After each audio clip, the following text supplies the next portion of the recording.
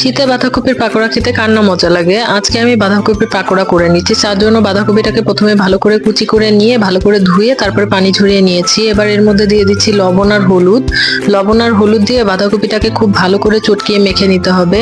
মেখে নিলে এটার ভিতর থেকে পানি বের হবে, সেই পানিটা ফেলে দিলেই বাঁধাকপিটা রেডি হয়ে যাবে ভাজার জন্য। তো বাঁধাকপির মধ্যে প্রথমে আমি দিয়ে দিচ্ছি আদা রসুন বাটা, আর দিয়ে দিচ্ছি কাঁচামরিচ কুচি আর বেশ খানিকটা পেঁয়াজ। আমি এখানে প্রায় 1.5 কাপের মতো পেঁয়াজ নিয়েছি। আর নিয়েছি জিরা ধনিয়ার গুঁড়া 2 চামচ পরিমাণ। আর নিয়েছি বেসন আর চালের গুঁড়া। বেসন নিয়েছি 1 কাপ পরিমাণ, চালের গুঁড়া নিয়েছি 1/2 কাপ পরিমাণ। নিয়ে এটাকে খুব ভালো করে মিশিয়ে নিতে হবে। ভালো করে মিশিয়ে মেখে নেওয়ার পরে এটার মধ্যে দিয়ে দিব ম্যাগি মশলা। আমি এখানে 2 প্যাকেট ম্যাগি মশলা নিয়েছি। ম্যাগি মশলাটা নিয়ে আবার খুব ভালো করে মেখে নিতে হবে।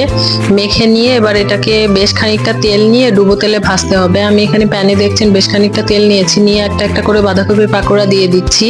আর বাঁধাকপির পাকোড়াটাকে অল্প আছে, লো আছে ভালো করে উল্টিয়ে পাল্টিয়ে ভেজে নিতে হবে। যেহেতু বাঁধাকপিটা কাঁচা, এটা সিদ্ধ করে নিতে হবে। সো বাঁধাকপিটাকে এভাবে ভেজে নিতে হবে। এই তো আমার বাঁধাকপিটা ভাজা প্রায় শেষ, আমি উঠিয়ে নিচ্ছি। আপনারা এভাবে বাঁধাকপি ট্রাই করবেন আর আমাকে জানাবেন কেমন লাগলো। সবাই ভালো থাকবেন। আল্লাহ হাফেজ।